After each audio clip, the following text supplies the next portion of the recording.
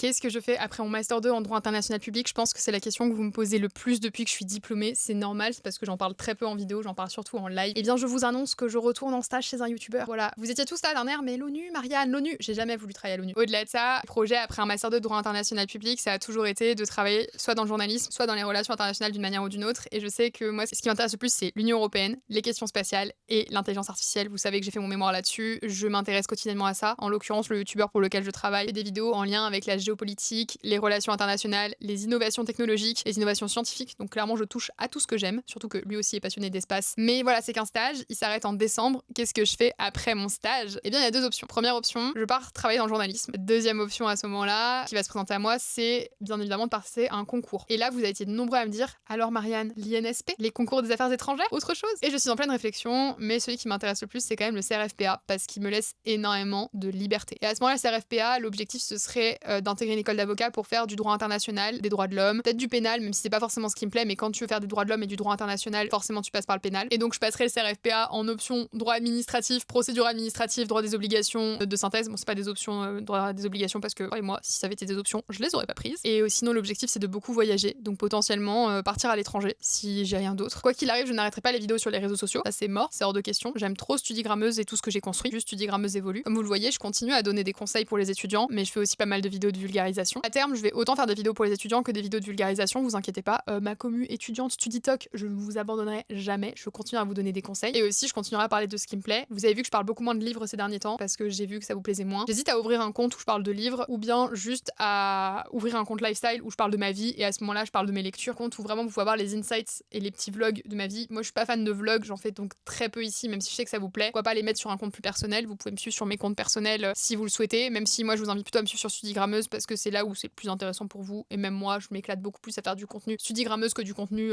sur mes réseaux personnels. En tout cas, vous avez la réponse, journalisme ou école d'avocat et voyage à l'étranger. Allez, je vous fais plein de gros bisous et je vous dis à très vite. Bisous bisous.